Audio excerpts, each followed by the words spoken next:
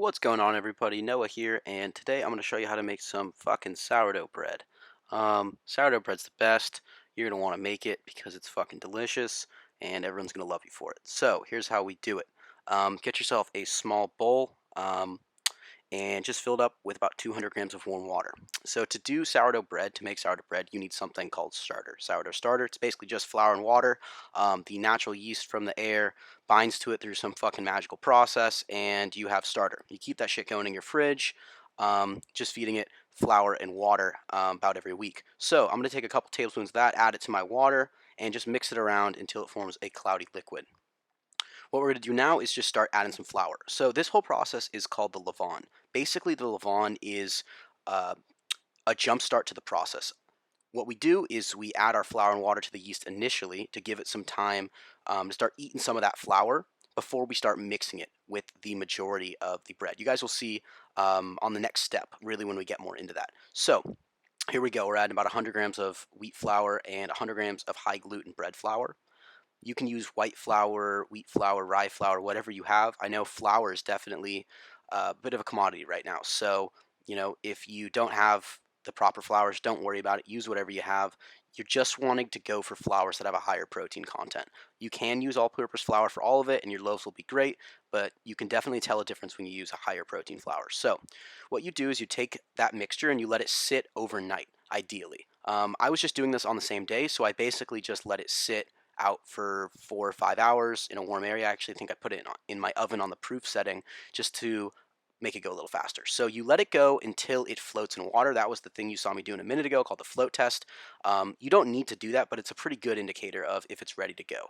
So you take about half of it, about 200 grams of the levain, and you mix it up in 700 grams of lukewarm water in a large bowl. You definitely want to use a big bowl here. I made the mistake the first time I made sourdough of not using a large enough bowl. So get your biggest bowl, water, add the levain, and now we're adding the rest of the flour. So we need about 1,000 grams, actually, sorry, not about 1,000 grams. We need exactly 1,000 grams of flour for this recipe to make 2 loaves. So you can use whatever mix you want. I'm using, again, white high gluten bread flour and whole wheat flour. I added the whole wheat flour first. I added about 350 grams. Whatever ratio you want works. You can definitely play around with it, and this is kind of the fun of sourdough, is there's no rules. You can do whatever you want, and, trial and error. So we added the total 1,000 grams of wheat flour and high gluten bread flour, and you mix it up. Pretty fucking easy here. Anyone can do it. Even your kid can do it. If you have kids, I'm sure most of you don't, but that's beside the point. So, boom, mix it up. Pro tip, if you're going to be baking a lot of stuff, I would recommend getting a silicone spatula, silicone scraper. They're super awesome for just scraping down the bowl and especially scraping your hands off when they get covered in dough. It was like $4 on Amazon, and it's saved a lot of time.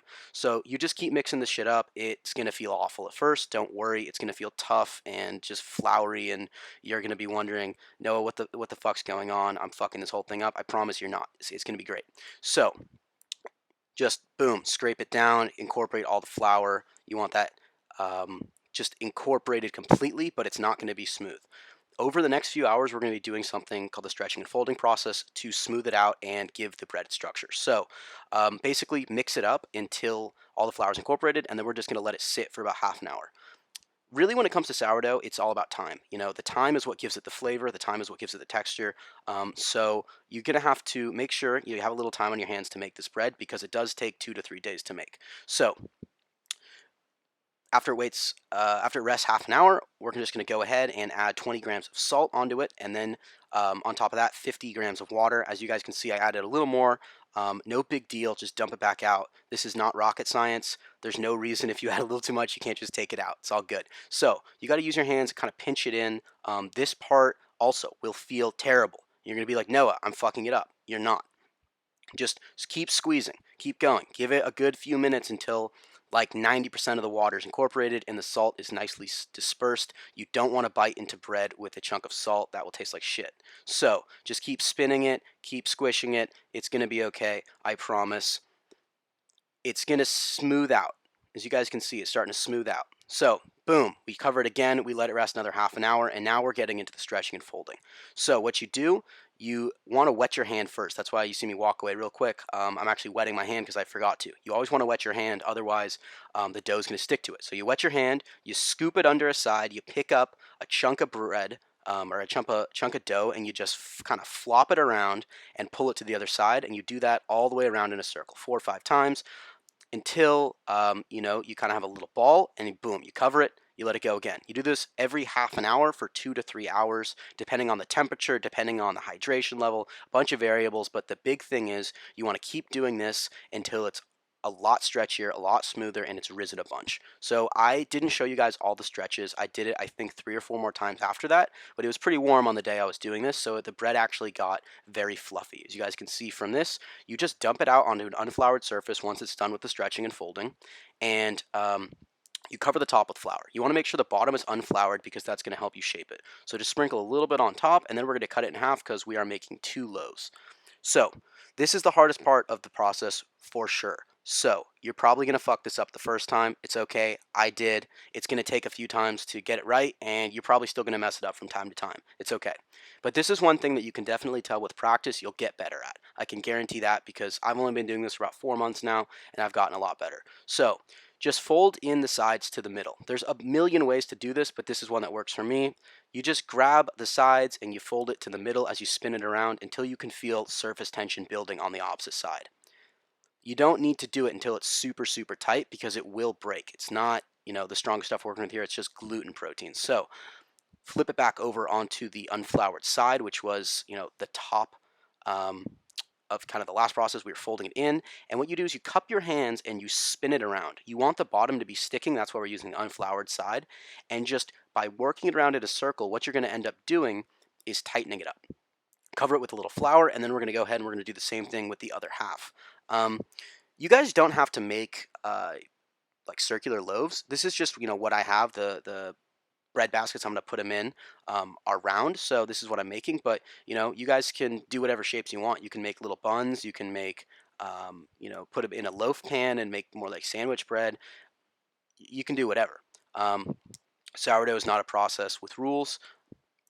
So feel free to, try shit, mess it up. Who gives a fuck? You're at home anyway, so you don't have to show anyone if it comes out looking like, you know, something bad. So here we go. We're shaping up the second loaf.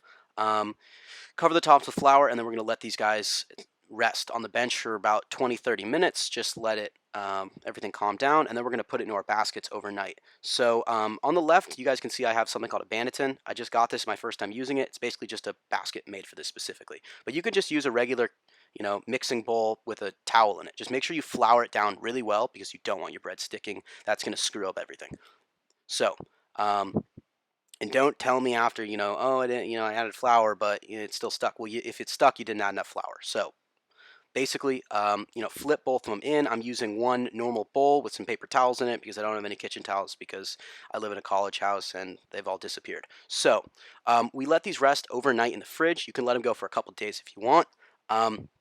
And we're just flipping onto a piece of parchment. I reuse parchment all the time because I don't want to go buy more of it. So you just flip it out. I use a cutting board, but you can do it right in your Dutch oven if you want, and then you're going to score it. You can score it any way you want. You can do just a simple line. You can do a cross. You can write your fucking name. Who cares? So I just did a simple line. I'm sorry that video was terrible, but I think you guys got the idea. So we preheated our Dutch oven in the oven at 500 for about 45 minutes. Got to preheat it, and you got to make sure you take your bread out of the fridge about half an hour, 45 minutes before you bake it. Just like steak, it needs to come up to temp before you cook it. Otherwise, it's going to rise less than it would normally. So I'm going to throw it in the oven at 500 and leave it covered. I can get into a little more why I use the Dutch oven in another video, but right now, if you don't have one, there's ways to go around it, but I would definitely recommend if you're going to be making bread, get one. So we let it cook for 20 minutes covered, 20 minutes uncovered. I actually lower the temp to 450 for the second part, and then you let it rest for a couple hours, and you cut it open. And I'm just going to show you guys what the crumb looks like here. I hope you guys enjoyed this video. This bread came out great, and I hope you guys give it a shot. Let me know how it goes for you guys. It's a great process. It's super fun. It's pretty hard, but I think it's something everyone can do, and your friends and family will love you for it.